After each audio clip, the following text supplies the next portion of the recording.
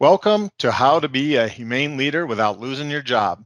In this podcast, we dive into compassionate leadership in today's fast-paced business environment. With our experience and insights, we'll help you lead with heart while securing your career. Join us for engaging conversations and practical advice to elevate your leadership skills and make a real difference. I'm your host, Chris Olerking, a Fortune 100 IT leader, alongside Roberto Torres, a seasoned startup engineering leader. Today, we're discussing what you must do all the time to be a better leader based on Simon Sinek's video, which we will link to on LinkedIn and in the text on all the other platforms so you can find it. It's really about what you do as a humane leader and how it impacts your culture. Hey, Roberto, how you doing? I'm great. How are you? How's everything in Tennessee? It is beautiful. We're heading into summer, and I'm looking forward to being outdoors even more than usual. Great. So this video, you linked and texted it to me on LinkedIn, and we'll connect everybody to it. It was very interesting, both from a human relationship side and a leadership side, which was really about, how your behaviors impact your team, your direct reports, people you report to. Very impactful video, I thought. Yes, indeed. Actually, first of all, this guy, Simon Sinek, this guy only talks about human leadership, and it's really good. I feel so close to this guy, like a bond, because everything he taught is everything that I have thought that a leadership has to be. And regarding this video, he has strong arguments saying that when you go to a leadership seminar, actually the following day it's nothing like a magic wand that says you're a leader right now. It's not something like that. It has to be an ongoing process of learning of yourself, of what to do with the rest of the team. So I find it really useful. Yeah, it brought up some very good points that I think you could teach part of his video in a class. I've been to a lot of leadership training, and I agree. You come out of a 2-day or a 3-day or even a 5-day. I've been to 5-day sessions, and you get the certificate signed by the CEO, and maybe the CEO even shakes your hand afterwards. You're what's leading our company forward, and you're very excited. But when you get back to the office, you got this mound of work and you're stressed and you got deliverables. And sometimes it's hard to apply those things you learn in the class or apply from Simon's video. So to me, it was about, you absorb some of these things and you really have to strive to apply them every day. Every day. You cannot let the stress of things get in the way of being the humane leader. If you're walking down the hallway and your head is down and you're just deep in thought and muttering and looking at your iPhone, you've got to have your head up and talk to people as you're going through the hallway. And hey, Roberto, how you doing? Was the dog walk good this morning? It seemed like it was going to rain. You build the bond with people. But if you're head down and all you do is, what's your name again? And you just keep going, you haven't learned anything from the class you just attended. It's these everyday things that you do that over time, and this is the key, over time, you do that for one day and it's not going to make that big of an impact. It's over time that you build strong teams and you build strong leadership skills. Yeah, indeed, and I totally concur with you. And I require to add something else. It's not only the leadership in your work; it's also the leadership in your personal life, because with both you will have a coherent leadership. Because the things that you do in your personal life might not be the same that you have at work, but it will be something like a balance. You cannot be a leader, totally leader in your work, not in your personal life. So it has to be this balance. And as soon as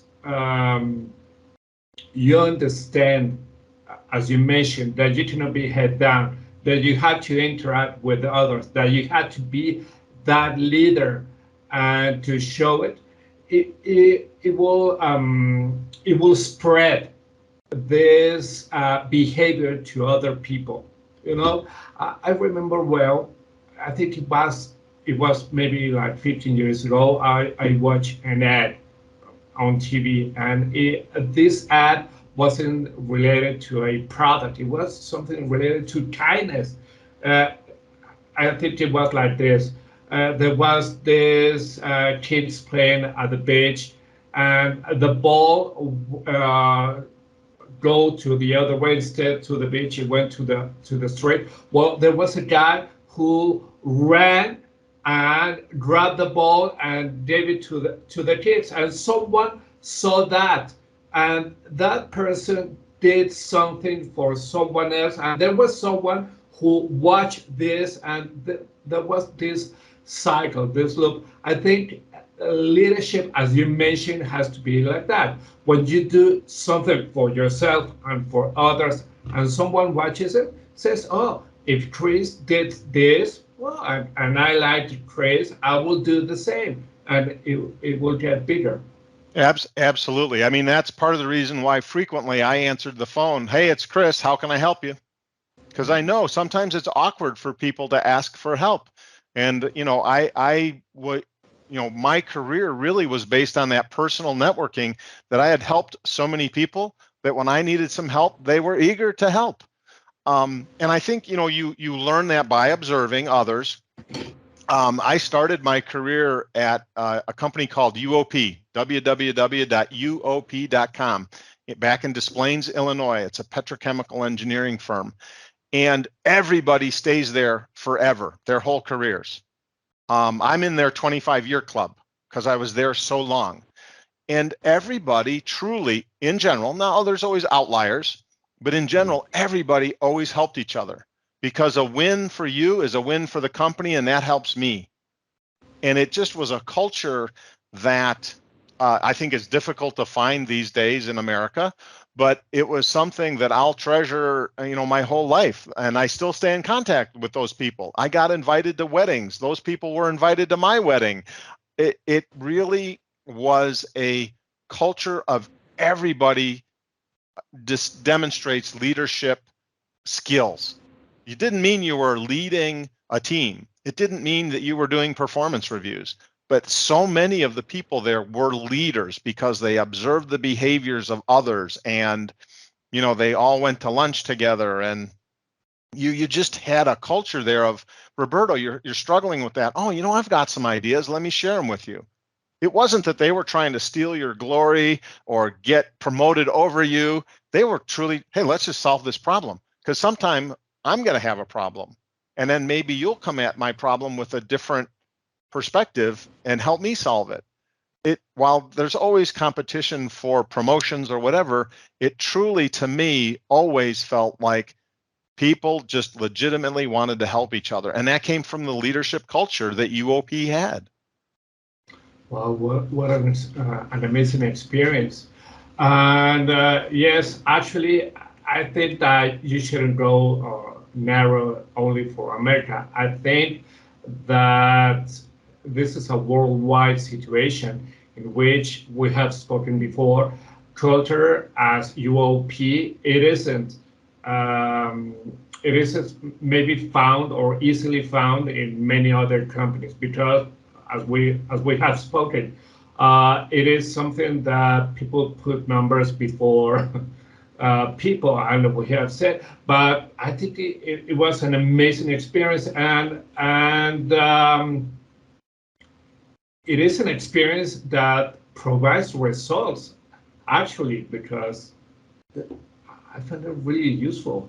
Yes, Uh, yeah, absolutely. I mean, for UOP, extremely profitable company, by the way, and really a leader in developing patents because of all the collaboration. So they had a huge number of patents and constantly developing more. Again, because of that culture of collaboration, you can still have competition, but you can still exhibit those leadership um, traits, right? and still compete with your neighbor in the office next door, right? Because sometimes there is competition for the promotion. That's okay.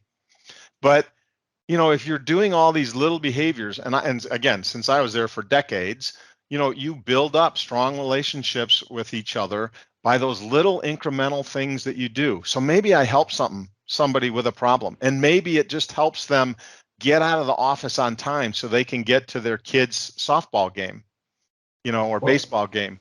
You do those little things, and people really care. And that to me says a lot more about a leader than the fact that no matter what, they always hit their revenue numbers. Look, you gotta make them. But if you get two leaders who are hitting their revenue numbers and one does it by the iron fist and one does it by compassionate leadership that helps others, so that when there's a crunch time to make the economic numbers, everybody pitches in willingly versus being ordered to, I'll take that compassionate company 1,000 times, over the hammer company. yeah. Well, let me tell you something. Right now, you, Chris, are helping a lot of people, and the first one that you're helping, it is me. You have you have helped me with all your insights, with everything that you have told me, with all this willingness and disposition to help and to guide. You are a leader to me. I have found some things that I have done wrong, and when I have spoken with you, it has made me clear that I made a mistake and that I should change. And it has helped me. And I Wow. trust that by doing this, when you talk to me through the podcast, right now this recording, or when we text, you're helping me, and I find this really valuable. And all these little steps, as well as to me, I trust that it will be to our audience as well. So first of all, thank you, dude, Thanks. because you're helping me, and making me you're you're making me a better leader. Thank you. Th- thank you very much. That's very, very humbling. And I do have an ego, so I won't deny it. I really appreciate that. I hope the camera doesn't show me blushing here or anything, but thank you very much, Roberto. That's very kind of you. No, no, thanks to you. That's But again, um, back to the video, I mean, yeah, one of the things that he mentions, is that all these little things add up to become the leader. And I was thinking about some of the things that he mentions in it, where you have to really almost become second nature, where you do it without thinking. And his example is like, you get up from the couch and you get a glass of water for yourself. You get one for your wife, even though she doesn't ask for it. Sometimes that does apply at work, right? You're going into a conference room for meetings. Maybe there's two or three of you. You walk by the glass and see that not everybody has coffee yet. So you make two or three and bring them in. And you have one for yourself, but hey, here's two more. I saw not everybody had something because maybe they were rushed to the meeting. Those little gestures can say a lot about a leader, a lot more than maybe their intellect or their insight into a deep technical problem. Again, you can't have zero skills there, but boy, if you have that compassionate leader that you have a relationship with, you feel that they're invested in your own success, you're going to do more for that leader every single time. You just are. And when I had leaders like that who cared about what was going on with me, that would take that little bit of extra time to do some coaching, even though maybe they're got a lot to do for their boss, right? Those are the leaders that you want to go the extra mile for. If you have a leader who's hammering on you, you may have a task and you're like, God, I really ought to get this done, but it's already 5:30 and I've been late getting home 3 days this week already. I'm doing it tomorrow morning. But if it's the other leader, the leader who's always busting out for you and doing things for you, you're going to take that extra time, get it done so it's off your plate, and you come in refreshed for the next day in the office. It's just human nature. And I think, again, back to our title, right, being a humane leader. Boy, I'll tell you, at the end of my career, I saw a lot of inhumane leaders, a lot more, unfortunately, inhumane leaders than humane leaders. yeah. Actually, if you have a boss, not a leader, a boss who is nagging you every single day, it wears you out. It brings out the stress, the anxiety, the thing about, oh my God, I have to go to work rather than say, I'm going to work, yes. No, that's something that people has to avoid. Um, what you told let me give you an example. I remember well when I went to the States in senior grade at high school to polish my English skills. And my dad sent me to find out about new culture because it was an, um, I think it was the right translation would be internship. Well, we slept over at school, okay? And there were Hmm. many people from Korea, Japan, Spain, Argentina, also the United States, Canada, etc., to find out our culture. But one, uh, the program was based on ESL, English as a second language. And what they say was, you must think, you must talk, you must do everything in English in order for you to absorb uh, all the language and that you to talk. Leadership has to be like that. It has to be an ongoing activities on ongoing days. So this leadership could be spread for everything that you do, or if it's not for everything that you do, for a learning of what to do and what not to do. What Because one thing that you mentioned is just way you mentioned the ego, but the problem with the ego is that it is this little devil that is in your shoulder that says, "Hey, why you are doing this? No, no, no, no, do this." And maybe it is something bad because the ego only sees for yourself. It doesn't see for the team. So I think that doing this is also, for this analogy, is like running a marathon. You cannot say, I will, today is Thursday, I'll run a marathon on Sunday. No, you have to train. First, you must do a 5K race, but for that, you must train for that race. And after that, you have to go to a 10K, and then you have to go to a half marathon, and then you have to go to a marathon. But in between, you must train, you must find the proper clothes, the sneakers, the food, what to drink, what to eat, what not to drink, what not to eat, and everything. And you will change. And when you reach the marathon and you end it in this leadership analogy, it doesn't have to stop there. You could go to an ultra marathon and you could go to further marathons in order for you to become a better leader. Absolutely. You're always adding things to your toolbox of leadership Yeah. skills, right? You're always learning how to use something else. Some of that can still happen from classes. I know at the beginning we said, you're not going to go to a 5-day class and become a leader. You're going to get some tools that you then need to learn how to use, right? On how to coach people, how to give a performance review. Those are some things that there are rules that your company has that you need to learn about them, but then you need to learn the humane side of how do you talk to somebody who maybe has some development things that they need to work on to develop skills. And you just don't go to one class on performance reviews and learn how to give some tough feedback to people. Instead, by being a humane leader, you work on coaching them and you're going to make some mistakes. The humane side of it is you reflect inward and say, how could I have told Roberto this a little bit different?